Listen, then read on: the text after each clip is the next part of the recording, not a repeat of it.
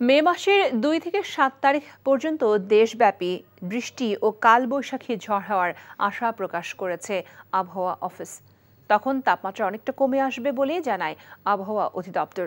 রাজশাহী ও খুলনা বিভাগে বৃষ্টিপাতের সম্ভাবনা কম, তবে ৭ তারিখের পর আবারও দেশব্যাপী বয়ে যাবে মৃদু থেকে মাঝারি তাপপ্রবাহ, যেটা বেশ কিছুদিন অব্যাহত থাকবে বলে জানান আবহাওয়াবিদ আবুল কালাম মল্লিক। আর ২ মে পর্যন্ত চলমান তাপপ্রবাহ অব্যাহত থাকবে বলেও জানায় আবহাওয়া অধিদপ্তর। দেশের সিলেট বিভাগ, ময়মনসিংহ বিভাগ, ঢাকার পূর্বাঞ্চল এবং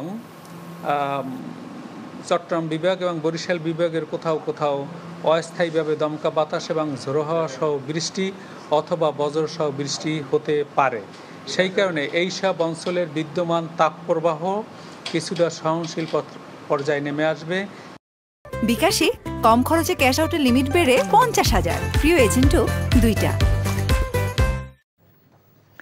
তাপপ্রবাহের খবর জানতে যাচ্ছি সহকর্মীদের কাছে। প্রথমেই যাচ্ছি রাজধানীর আগারগাঁওয়ে, সেখানে আছেন স্টাফ করেসপন্ডেন্ট জুনায়েদ আল হাবিব। জুনায়েদ, তাপপ্রবাহ সম্পর্কে আবহাওয়া অফিস আর কি বলছে, আর গরমের মধ্যেও যে স্কুল কার্যক্রম চলছে সে সম্পর্কে কি বলছেন শিক্ষার্থী আর অভিভাবকরা?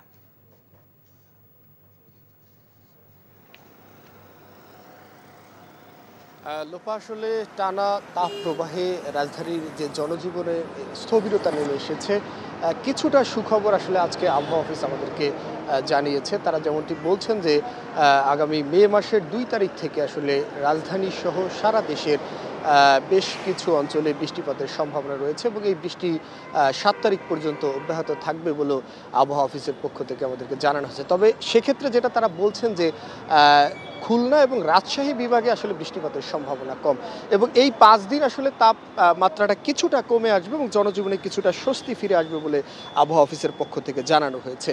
আর স্কুল কার্যক্রমের যে বিষয়টি জানতে চেয়েছেন, আসলে আপনি জানেন যে এই ৫টি জেলায় তাপপ্রবাহের কারণে স্কুল বন্ধ করে দেওয়া হয়েছে, এর মধ্যে ঢাকা জেলা অন্যতম। এবং সকালে আমরা দেখেছি যে প্রাথমিক বিদ্যালয়ে আসলে শিক্ষার্থীরা এসেছেন এবং তারা শ্রেণীকক্ষে অবস্থান করেছেন, তারপরেও কিন্তু তাদের অস্বস্তির কথা তারা বারবার প্রকাশ করছেন যে তীব্র গরমে আসলে ক্লাসরুমে বসে থাকাটা অনেকটা কষ্টসাধ্য হয়ে যাচ্ছে। তো এই মুহূর্তে আমি রাজধানীর শেরেবাংলানগর সরকারি বালিকা উচ্চ বিদ্যালয়ের সামনে আছি। কিছুক্ষণ আগে আমরা কয়েকজন শিক্ষার্থী দেখলাম স্কুলের সামনে আসলে অবস্থান করছেন। তাদের কাছে জানতে চেয়েছিলাম যে মাধ্যমিক তো বন্ধ, তারা কেন এসেছেন। আসলে তারা বলছেন যে তারা আসলে জানেন না স্কুল যে বন্ধ এবং স্কুলের পক্ষ থেকেও তাদেরকে আসলে তেমনটা জানানো হয়নি।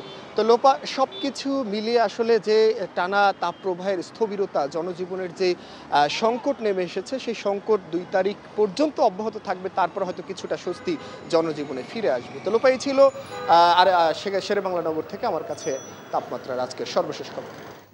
জুনায়েদ, আপনি থাকুন আমাদের সাথে। বিকাশে কম খরচে ক্যাশ আউটের লিমিট বেড়ে ৫০,০০০, প্রিয় এজেন্টও ২টা। আমরা এবারে চলে যাচ্ছি চুয়াডাঙ্গায়, সেখানে আছেন স্থানীয় প্রতিনিধি রফিকুল ইসলাম। রফিকুল, চুয়াডাঙ্গায় এখন পর্যন্ত উত্তাপ কতটা বেড়েছে?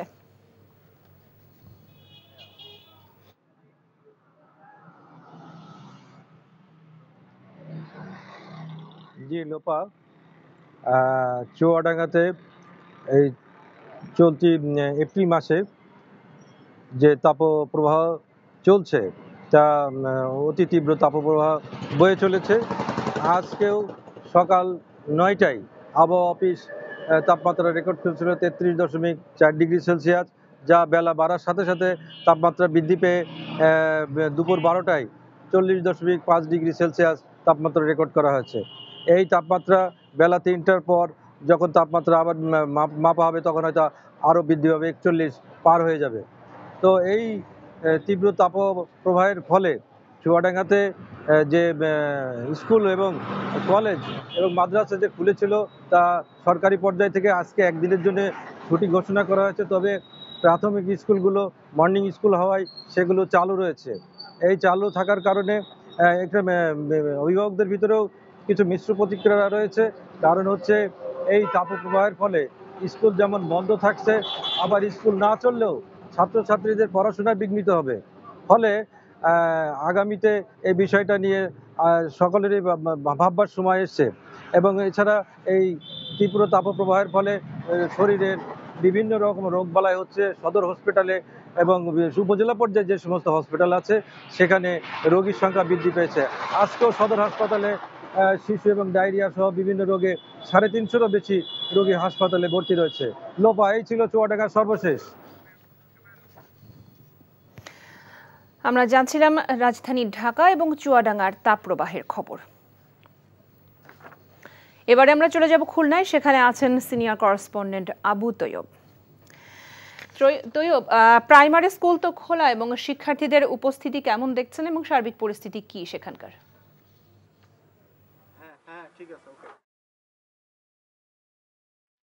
আপনি একটু আগে খবরে যেমনটি বলছিলেন, আমি এখন রয়েছি খুলনা 7 নম্বর ঘাট এলাকা এরশাদ আলী ওই প্রাইমারি স্কুলে। এখানকার প্রধান শিক্ষক আমার পাশে আছেন, তিনি আমাকে জানিয়েছেন যে আজকে স্কুলের উপস্থিতির সংখ্যা ছিল খুবই কম এবং যারা এসেছে তারা শুধু হাঁসফাঁস করেছে, বলছে ওই গরমের কারণে তারা কেউ সঠিকভাবে ক্লাস নিতে পারে নাই। তারা যদিও টাইম ছিল 11:30 পর্যন্ত, তার আগেই তারা আস্তে আস্তে সবাই অনেকে এখান থেকে চলে গেছেন। আর শিক্ষক আমাকে জানিয়েছেন যে তিনি আশেপাশে যাদের ওই শিক্ষার্থীদের অভিভাবকের সঙ্গে আলাপ করেছেন, তারা বলেছেন যে এই গরমের ভিতরে স্কুলে যাওয়ার কোনো দরকার নেই, কারণ গেলে অসুস্থ হয়ে পড়ছে। আর আপনি দেখেন এখানে কিন্তু বস্তি এলাকা, এখানে কিন্তু সবসময় এই মাঠে বাচ্চারা সবসময় কিন্তু যে ওই খেলাধুলা করে, কিন্তু এখন কিন্তু এত তাপমাত্রা যে কারণে কোনো বাচ্চারাই কিন্তু এখানে নাই এবং শিক্ষকরা যারা 2-1 আছেন এখানে কিন্তু বিদ্যুৎও নেই। এখন ভয়াবহ অবস্থার মধ্যে বিরাজ করছে। আর একটা কথা বলে রেখে, আমি একটু আগে গিয়েছিলাম শিশু হাসপাতালে দেখছি উপচে পড়া শিশুদের ভিড় এবং ওখানকার রোগীর মায়েরা জানালেন যে গ্লুকোজ ডি সংকট হয়ে গেছে। তারা এখানে কোনো ওই ওষুধের দোকানে ওই গ্লুকোজ ডি পাচ্ছেন না। আবার ডাক্তাররা পরামর্শ দিচ্ছেন যে শুধু পানি না খেয়ে সকলকে জন্য ওই গ্লুকোজ ডি যুক্ত পানি খাওয়া হয়। জি, এই ছিল আমার কাছে খুলনা থেকে সর্বশেষ। লোপা, খুলনা থেকে জানছিলাম গরমের মধ্যে শিক্ষা কার্যক্রমের খবর। বিকাশে কম খরচে ক্যাশ আউটের লিমিট বেড়ে 50,000, প্রিয় এজেন্টও 2টা।